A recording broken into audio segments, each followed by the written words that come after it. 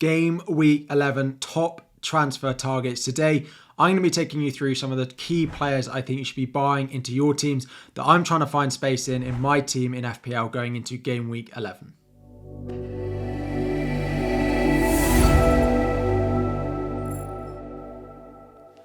What is up, everyone? FPL Harry here. Welcome back to another video. Today, we are having a look at my top transfer targets. Now, this video was called Top 5 Players to Buy, but from this week onwards, we are leveling up this video a little bit and we're going to be talking about transfer targets. There will still be 5 players to buy. We'll also be covering some of the other highly owned assets in the game, and we'll also be covering a few of the players who are being transferred in that I think you should probably avoid buying into your team going into the upcoming game week. So before we dive in, 1,000 likes on the video is always the aim. Subscribe if you are new around here as well.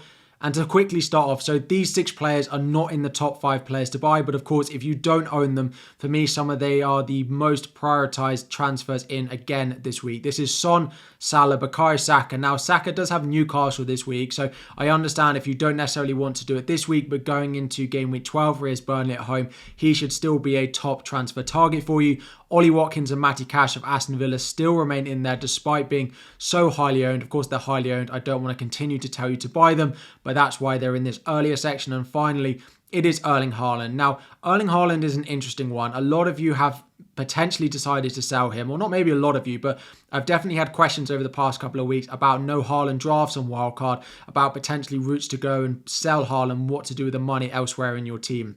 If you've sold Erling Haaland, I would buy him back if it is for a -4 only. If you're taking -8 or -12s to stretch to go and buy Erling Haaland back into your FPL team going into game week 11 for Bournemouth at home, I think you don't do it. And I think you understand the plan of why you did it and understand that going into game weeks maybe 12, 13, 14, 15, he is got difficult fixtures and you might just have to hold off until game week 16 or so when they start to play Luton and Crystal Palace. You might want to start buying him back in. However, all of these players are probably the top transfer targets if you don't own them already.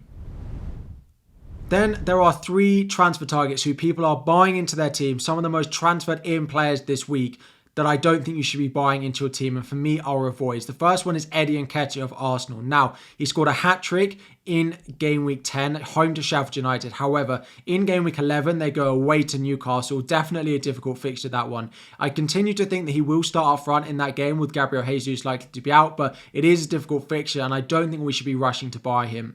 Going into game week 12, yes, it is a nice fixture at home to Burnley. He could potentially do well in this one. However, Gabriel Jesus is unlikely to be out for that much longer. It is then the international break after game week 12. Game week 13, we are likely to potentially have Gabriel Jesus back for Arsenal. So if that is the case and you're buying Nketiah into your team this week, you are buying him for Newcastle away, Burnley at home, before you probably will have to transfer him out again, because Gabriel Jesus will be back from his short spell on the sidelines. Now, if we get news that he's likely to be out for a longer term than that, but I don't think we will, then potentially it becomes a little bit more of a viable option. But right now, given those fixtures and given how soon Jesus is predicted to be back, I wouldn't be buying Nketiah.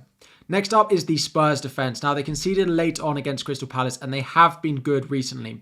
However, the fixtures coming up for them, for me, it's just not worth going and buying them. Chelsea at home, Aston Villa at home and Manchester City away in 3 of their next 4 games means that Tottenham defence are definitely not buys for me. The only game in theory that's a green fixture is game week 12 where they go away to Wolves. And in this fixture, Wolves have failed to score just once this season, and that was the opening day.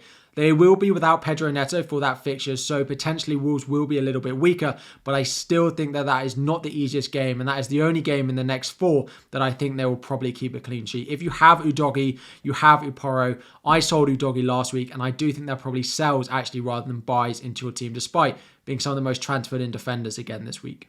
And then the final one is Hwang Hee-chan. Now, he looks like a great Pedro Neto replacement. However, I do worry a lot about how I think Wolves will look without Neto playing on that right-hand side. He has more assists in the Premier League than any other player so far this season. Without him, the creativity of that Wolves team does drastically drop. He has assisted Hwang several times for his goals. He looks great, but without Pedro Neto, that creativity does drop. He does have Sheffield United this week, but also plays Tottenham and Arsenal in 2 of the next 4. For me, there is a cheap midfielder in this list that I would prefer to buy.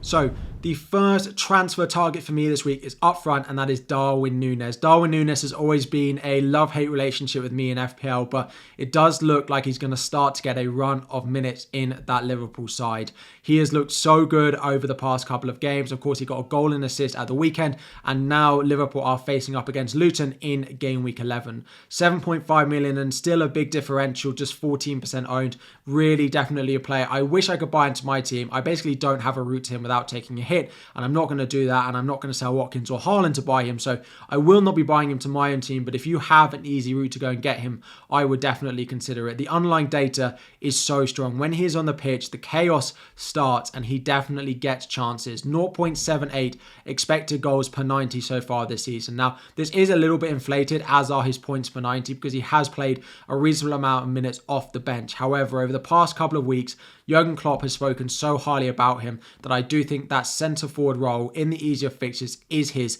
where he can just go direct. He can cause teams a lot of issues, along with Mo Salah. I wish I could get him into my team, and if you have a route, I would do so.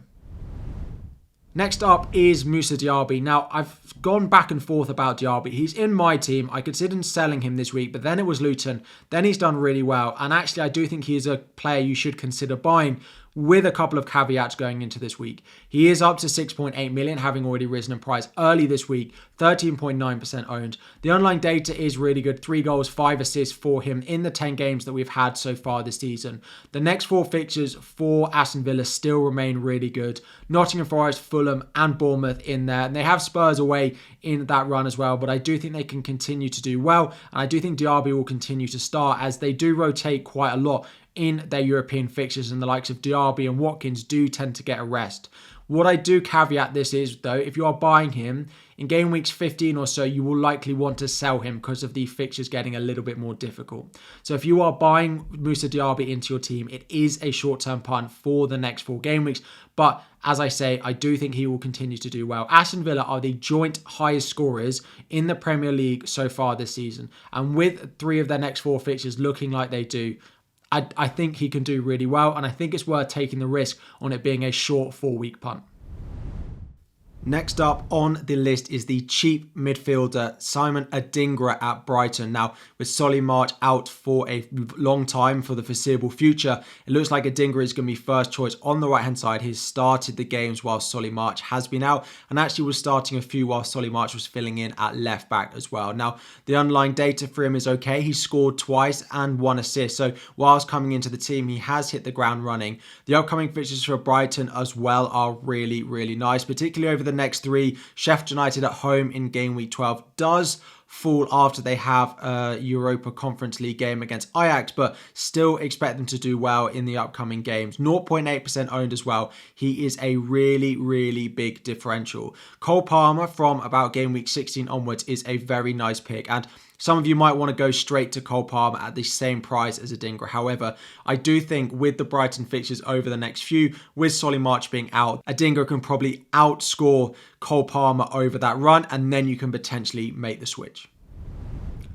Then moving into defence, and Crystal Palace's fixtures over the next 5 do look really nice, and we've gone with Mark Gahey. Mitchell is yellow flagged, so worth keeping an eye on that, and Anderson has risen all the way up to 4.8 million now. I don't think it's worth spending on the money on him. I'd rather just go and buy Gahey, leave the extra 0.3 in the bank. Anderson has risen in price because he's had a few attacking returns so far this season, but generally the open play threat, the set piece threat isn't massively different for them. You're not going to play them that much. I do think I would just save the money and go with Gahey. Looking at those fixtures, they've also kept 4 clean sheets so far this season, which is the second most in the league, only 1 behind first place. Looking at those fixtures over the next 5, 4 points per 90 minutes so far for Gahey, 36 points. He's not going to set the world alight. He's not, flashing and looking like a great asset that's going to haul every week. But to tick along, if you need a defender for the short term, for the next 5 in particular, I think Gahey at 4.5 could be a great pick. And the final defender on the list is Tsimikas of Liverpool. Now, I prefer him to going and buying in Guehi, but a lot of you already have Tsimikas in your team, so if you need another one, then Guehi is a good pick. But looking at the fixtures short term, now Brentford at home in game week 12 is okay. Luton this week is really nice. Then it is Manchester City in game week 13. From game week 14 onwards, though, there is continued a nice run of fixtures for Liverpool and for Tsimikas. So if you haven't bought him already, he's up to 4.6 million now. So he's risen twice in price, having joined that Liverpool team where he's kept 2 clean sheets. Now, this is the 2 clean sheets that Liverpool have kept so far this season. They have an expected goal conceded every 79 minutes, which is pretty good. It's up there with some of the best defenses so far this season.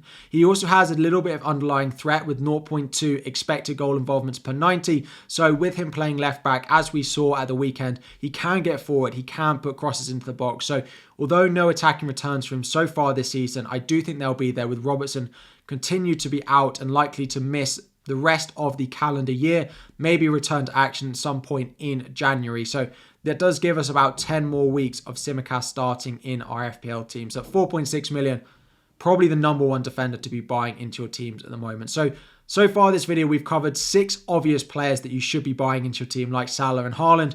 A few players that a lot of people are considering buying, which actually I would avoid getting. And then my top 5 players to talk about, to consider buying into your FPL team going into game week 11.